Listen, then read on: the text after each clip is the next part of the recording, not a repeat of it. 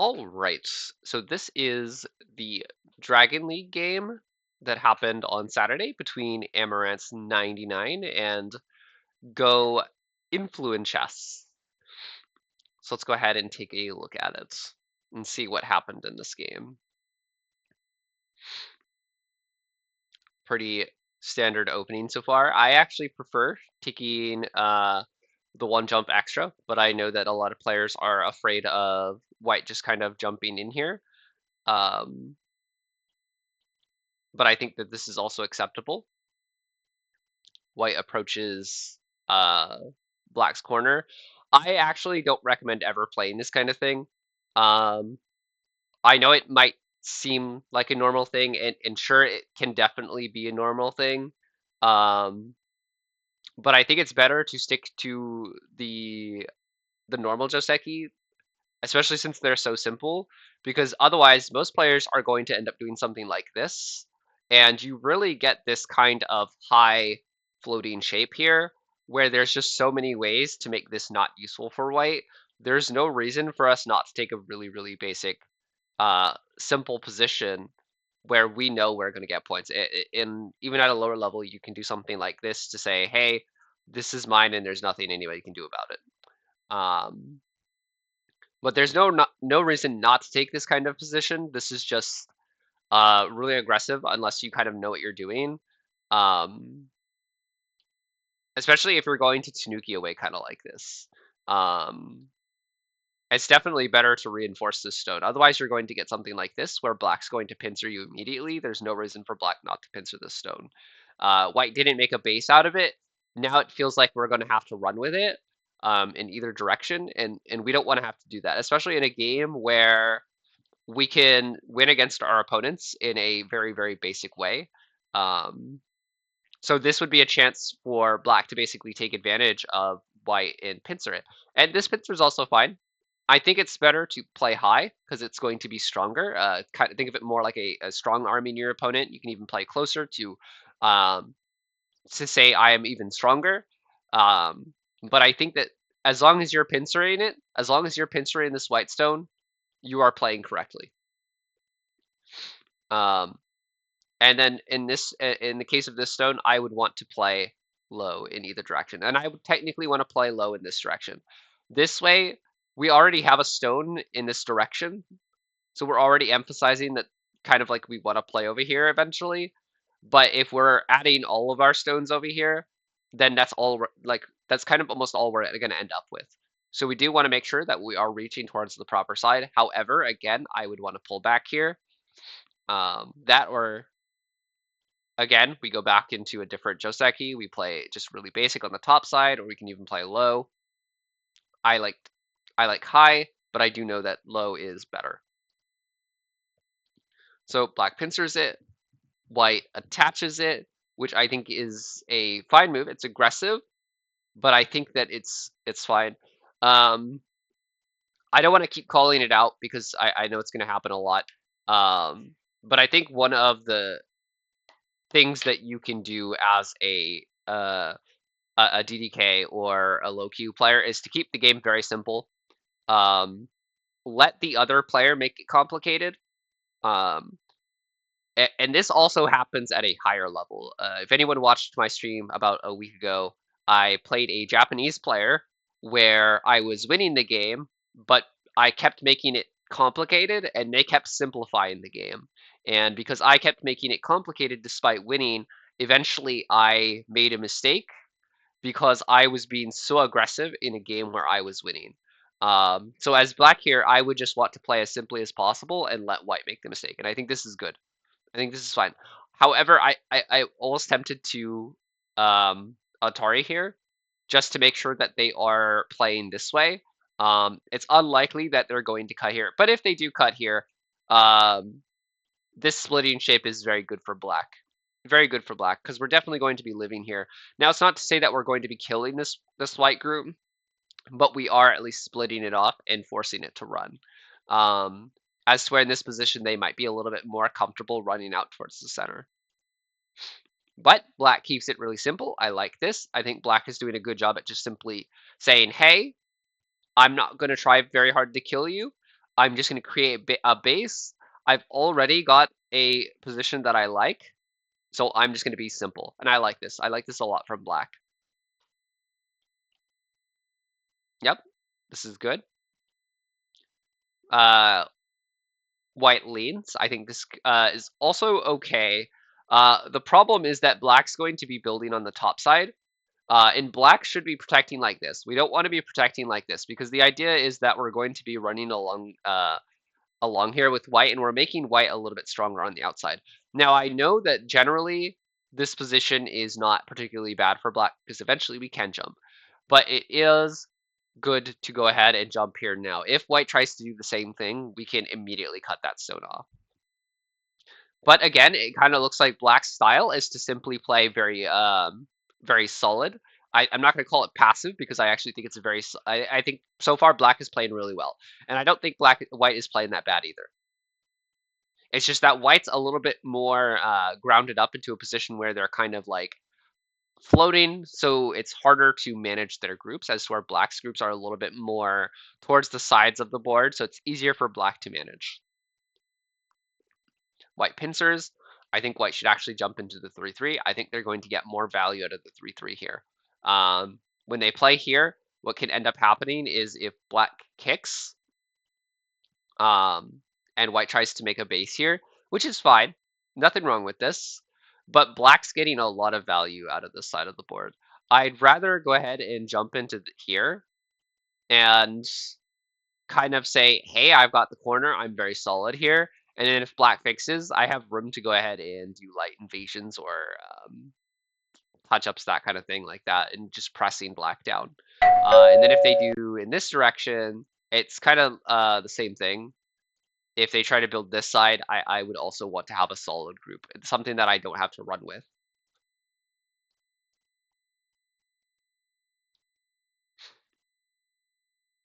Okay, so black goes in, white goes into the corner. I don't like this Joseki in particular when we're allowing white to connect up with the outside stone. If I ever pincer, I always take the side that I've pincered on. I think generally allowing that to connect up to that stone is not a big deal, but it is disadvantageous to allow white to simply connect up to that group. White Hanes. Um, I guess that's fine. I would try to just drop here instead and just take the Sente. Now I am aware that there is Aji here later. Um, Black could do something like this, but I don't think that this is good for black. Usually if black ever has to play this, it's because they're desperate or they don't know what they're doing. They are either desperate or they don't know what they're doing. And you only want to have to defend that if you're in a position where you're like surrounded, right? So like if we're so like let's say we're surrounded now like this, then yeah, we're gonna want to add a move like this one for sure. But otherwise, we would definitely want to invite black to go ahead and take second line territory and allow us to run out on a rampage for sure. So let's go ahead and speed up a little bit. I like this move. We're saying, hey, we're going to go for your corner if you're not careful. Otherwise, we're going to get a base, but white takes away that base. White should definitely be careful of things like this or this. A little passive, a little passive. Um, I would almost still want to do this because we're more likely to be able to live under, even if we don't kill White's corner, we're likely to make a base here that we can live with and we don't have to connect up because you could say that this move here gains 0 points, right? We're not actually gaining anything with this. We're just kind of reaching out towards our group out here, but we're not really gaining any points with it. And we're not really gaining any points because ideally, right? Like ideally, we would have wanted um, something like this, right? Like ideally, we would have wanted to be able to play this kind of thing, but our opponent said no. But they have weaknesses here that we can take advantage of, and we should be taking advantage of those weaknesses to go ahead and try to make eyes for ourselves, right? It's better to try to live here on its own. And so what happens is if we could say that white tries to split us, well, we're definitely going to be able to live out in this direction. And we're already alive here, so we don't have to worry too much about this. Go ahead and speed up a little bit here. I'd be tempted to play here because we still have the Aji that we talked about in the corner. So like again, if um, white gets surrounded, we can play something like this. Now that's not to say that white is dead, because white can live like this, but this is a lot of points. And we're likely to get more points this way and reduce our opponent in more points this way than we would if we were to just simply play this move. We're not going to get a lot of value out of this area of the board right here. Like this is just our second line territory. And I know that people look at this and they're like, isn't that first line territory? It is first line territory, but we're also reducing our opponent's corner in size, and we're also getting first and second line territory, and we get Sente, and we can come back here if we want to. So we're definitely getting more value if our opponent pushes up with us.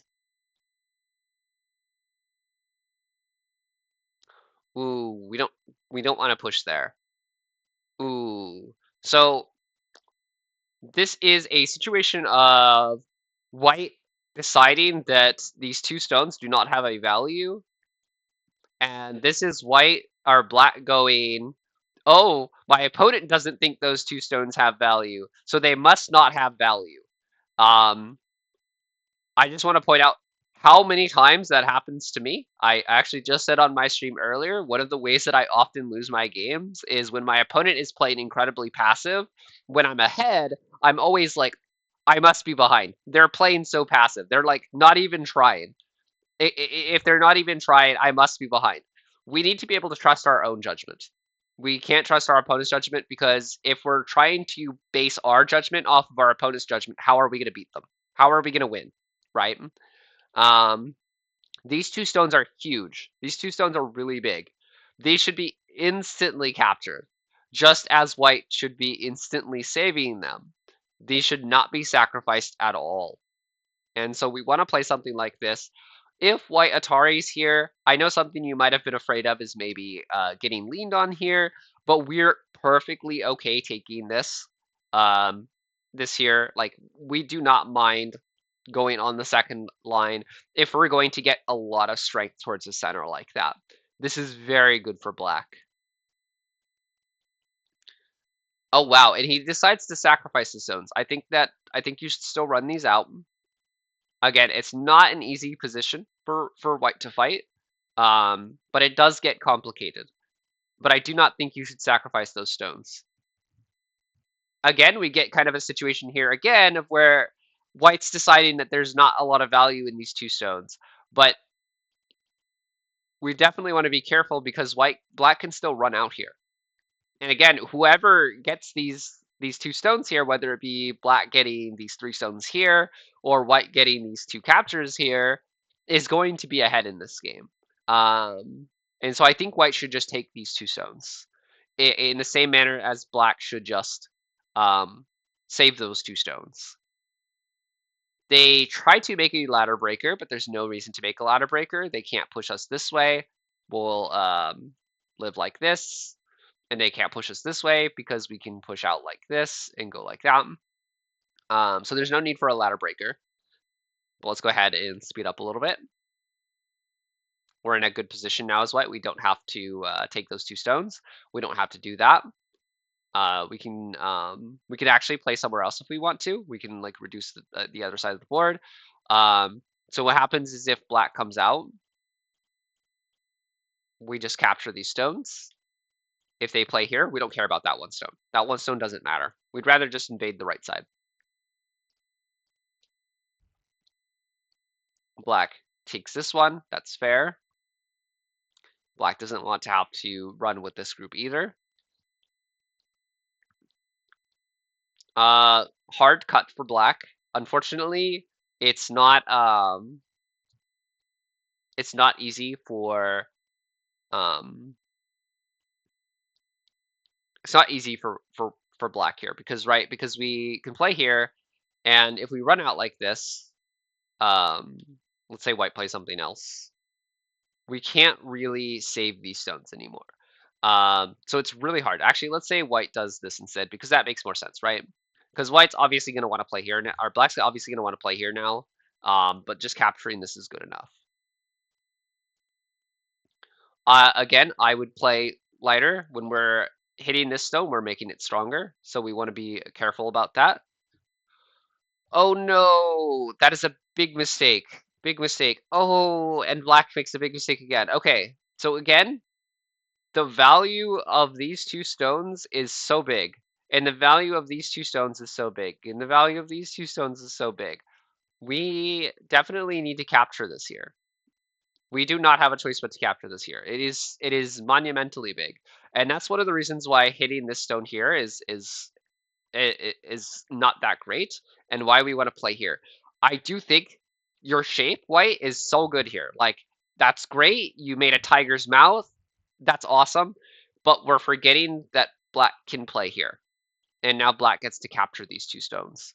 And if white plays this way, then black captures these two stones, and our whole group is captured here, and that's not good. And it's the same for black.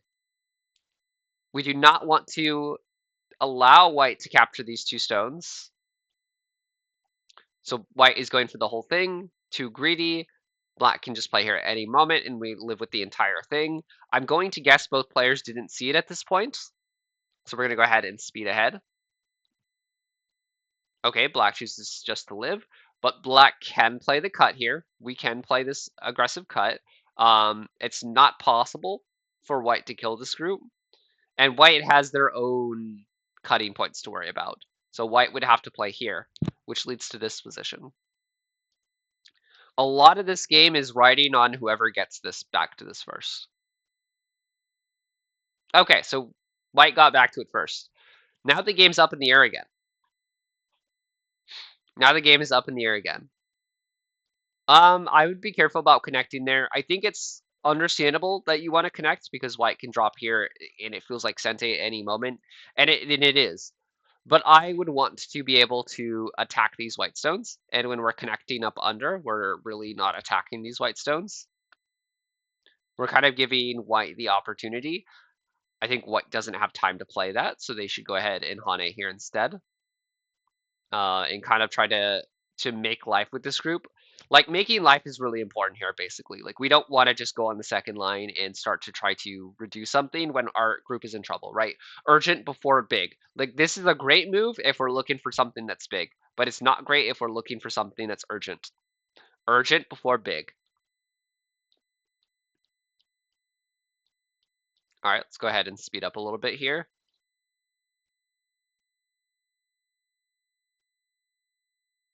Ooh, so what happened here? So it looks like black dies in a big way. So they try to seal white in. Yeah, we have way too many cutting points to play this way. Way too many cutting points to play this way. We would have to play this here.